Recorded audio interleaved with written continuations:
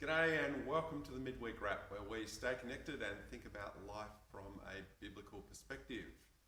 And Ben, your beard has gone, but it's been replaced with something else. What's that about? A bit Tell of us carpet. about it. Well, it's Movember, and if you're not aware, Movember is about growing a mo to raise awareness about men's health and particularly men's mental health. And it's good for us. I mean, it's been a difficult year, and I think of all times, this is a good time to think, how am I going spiritually? We want to keep talking about that, but also closely intertwined with that is our mental health. So just to put it out there that we need to keep talking to each other. We need to get help when we need help. Make sure we're looking out for ourselves, but also the way we look out for ourselves has a big impact on how we treat the people around us as well. So looking forward to when we regather, seeing who else has got a Mo for Movember. Yeah, Richard's toying with the idea of giving me a week's head start and joining me. So we'll see how that goes. But today we're talking about the Mernda COVID site and ministry. What do those two things have in common? We'll come to that in a minute. What do you think? Yeah. But a couple of things coming up. One is we are planning to begin meeting again, and it's going to involve some changes. And we wanted to just talk a bit about some of those changes. But also we have a congregational meeting coming up. That is this Sunday, the 8th. As you know, we own a block of land, the church owns a block of land in Union Road, and we're hoping to develop that, build our own building, but it's not at that stage yet, so we have to release it. To release it, we do have to seek congregational approval. So if you approve that, come to the meeting, and or if you don't approve it, come to the meeting, and we'll vote on that, get that sorted. And in the e-news, there's a document there that tells you a bit more details about what that's going to involve. When we get back together... Yeah, there's going to be a few changes, Ben. Yeah, it's going to be a bit different. You might have heard that there's a limit of 50 people for religious gatherings, which we qualify as. And that's only if you're outdoors, 20 if we're going to be indoors. So we'll be outdoors in the courtyard at the Plenty Valley Christian College. Yeah. And we will be making sure that there are COVID-safe plans and procedures in place for all of that. So it's going to feel a bit different. So we're looking forward to being together, but knowing that we're kind of starting something new. We're going to be doing things a bit differently. We're going to be live streaming and still until the vaccine, basically, at the same time as trying to have a physical service together. So we're going to be doing some tweaking and some changes and some trying different things to get all that running smoothly. But when we've kind of ironed out some of the wrinkles, we're going to hopefully start a second 50 capacity time slot service. So we'll be moving towards having 2 services on a Sunday morning for the purpose of just having more capacity. There'll be some format changes and differences that you'll see and be part of, just to try and make all that work well. But we will try and keep an online presence at least till the vaccine arrives. So pray that will be soon. Yeah. But it's good for us to plan to start meeting together. So we're obviously not everyone can come on Sunday the 15th, which we're hoping will be our first physical gathering. But we're gonna have an online booking system, and we want people to pre-register their intent to come, so that we can fill that. We don't want to have empty seats because we can only have 50 of them. But it means that obviously, if you miss the first week, come along to the second week, that kind of thing. But we're going to have to be deliberate about this because we've had 6 months, 9 months of being in the habit of not meeting together. And you might remember from Sunday, we're warned about the habit of not meeting together, aren't we? Habits are important. You do something for a month and it becomes a habit, and that's just how you do things. And we've had no choice. We've had to stay home, but it means we have got a habit of staying home. And we need to actually, if we want to press on spiritually, we need to develop a new habit. And the new habit is that we meet.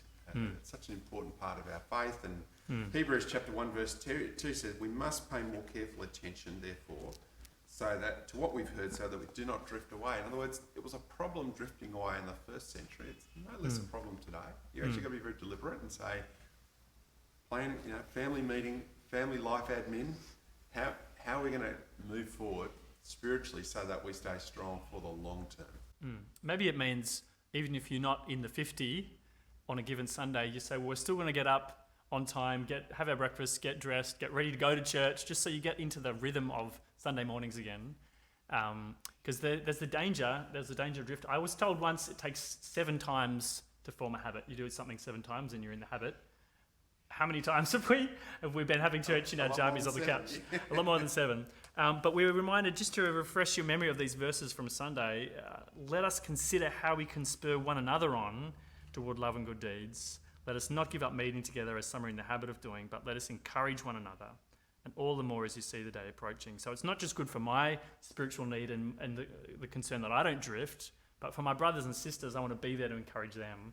I want to show up physically. I want to spur them on, even just by my presence, but even the more so encouraging them, catching up with them, those kind of things. So really looking forward to the chance to be doing that together soon.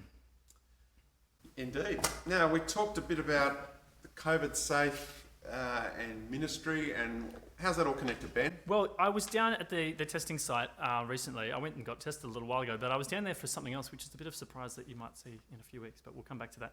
But I saw, one of the things I noticed when I was there is there's all these people, you've got the traffic controllers, who there's maybe a dozen of them, you've got the nurses, and you've got people all doing all these different things. And I went to speak to someone about something, and first it was a traffic controller. He sent me somewhere else to talk to someone else. He had to find out who the head nurse was. I had to speak to that person. They then sent me to the site manager inside, and then that person gave me the contact number of someone else. The thing that I noticed was, here's this group of people, they're working together, and each one knows exactly what their role is. They know the person who's responsible for this thing, and together they're actually doing something really important, and no one's just kind of killing their heels, no one's wandering around aimlessly, no one's just kind of spectating. They're this well-oiled machine working together. And this is a little bit like the picture we get of the body of Christ working together to serve the Lord. So as we talk about our ministry, our vision statement, to glorify Jesus together by living and sharing new life in him, there's a hidden one of our 5 purposes in there. We've talked about glorifying being about magnification, together being about membership and community, living about maturity, sharing new life, about mission. But the engine, if you like, behind all of these things that makes all these things happen practically in the life of our church is this thing called ministry, which is each of us serving together. Yeah, we put together a statement about how we think about ministry in our church as part of our think about the vision statement. And we just wanted to read through some of that and chat about some of the things in that. But it starts off, the Lord equips us with spiritual gifts and a heart for service. In other words, when we become Christian, we come as we are, but we don't stay as we are. God changes us, works in us, changes our attitudes, and one of the things he changes in us is that we want to serve him. We want to give our lives in service of him. And he equips us with abilities, capacities, gifts to be able to serve him. And each of us has our own story, our own set of experiences, our own kind of quirks, the way we're wired, and also the skills that we have. And all of those things, really anything becomes a spiritual gift when we use it for the purpose of what the Spirit is moving us to do to glorify Jesus together. And so we want to, the next part in the paragraph, isn't it? We long to see people trained in ministry, identifying their passions, abilities, strengths, and experiences, so that together we can give ourselves to the building of Christ's kingdom. All those things come together in our lives, and notice it leads to the building of Christ's kingdom. I was thinking about when you build a house, you have a team of roofers, you have a team of brickies, you have a team of concrete layers, a team of frame builders, you have a team of electricians and plumbers, and each team is coming together, but they're together building that kingdom. And no one wants to be slugging away doing one of those things on their own under the sun, do they? No way. You don't want to be laying every brick to build a house on your own. That sounds like a nightmare. But you do it together, and you have, someone was telling me, my mate John Lyle, who's a carpenter, was saying when you work together, you don't just double your speed, you more than double it, because there's so many things that are just really hard to do on your own. And so this is why Valley, we're committed to trying to do things in teams. So we don't just have rosters where you say, I'll come and bring that thing on that day, or I'll come and do that on that day. No, we do things as a team so that we can actually increase our effectiveness, because it makes us think and dream together. And when you're doing something together, you enjoy it more.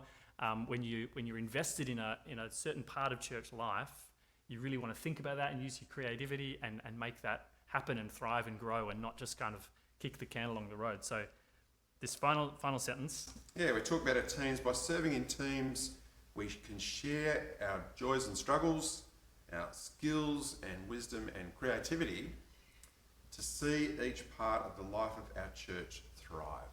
That's what happens. So we bring our, there's a real personal sense of it. That's why we put that joys and struggles, because we're real human beings and who have those things in our lives, but we have our skills, we have our wisdom, experiences in life, creativity.